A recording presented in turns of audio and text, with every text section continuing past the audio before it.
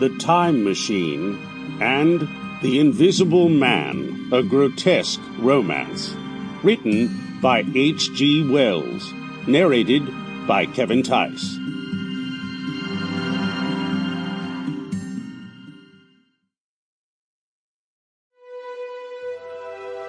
Book 1. The Time Machine.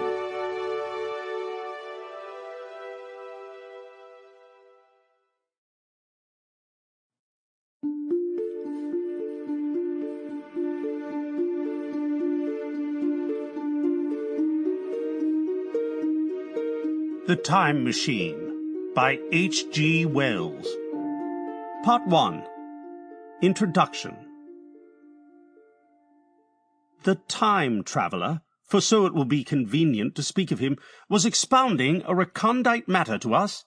His pale grey eyes shone and twinkled, and his usually pale face was flushed and animated. The fire burnt brightly, and the soft radiance of the incandescent lights in the lilies of silver caught the bubbles that flashed and passed in our glasses.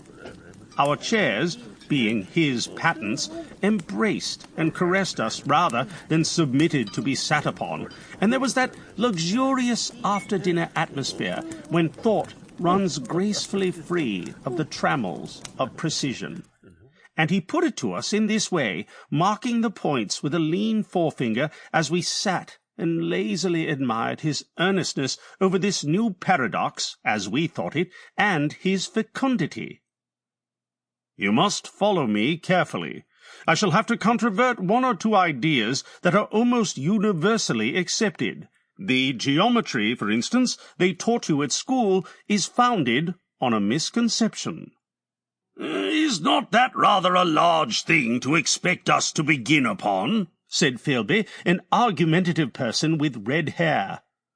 "I do not mean to ask you to accept anything without reasonable ground for it. You will soon admit as much as I need from you. You know, of course, that a mathematical line, a line of thickness nil, has no real existence. They taught you that, Neither has a mathematical plane. These things are mere abstractions." "That is all right," said the psychologist. "Nor, having only length, breadth, and thickness, can a cube have a real existence." "There I object," said Philby. "Of course a solid body may exist. All real things—" "So most people think. But wait a moment. Can an instantaneous cube exist?" "I don't follow you," said Philby.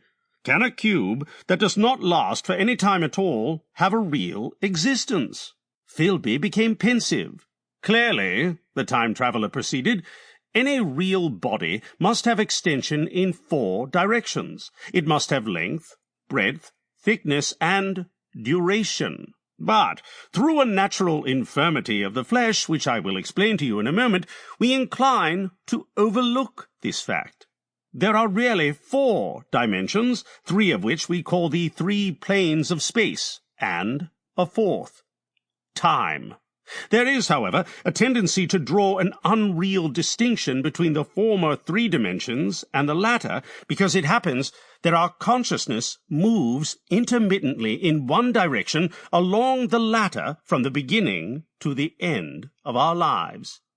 "That," said a very young man, making spasmodic efforts to relight his cigar over the lamp, "that, very clear indeed."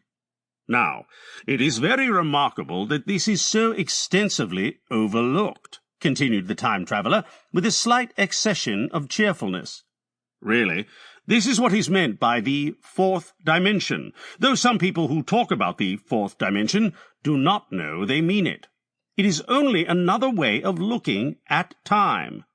There is no difference between time and any of the 3 dimensions of space except that our consciousness moves along it.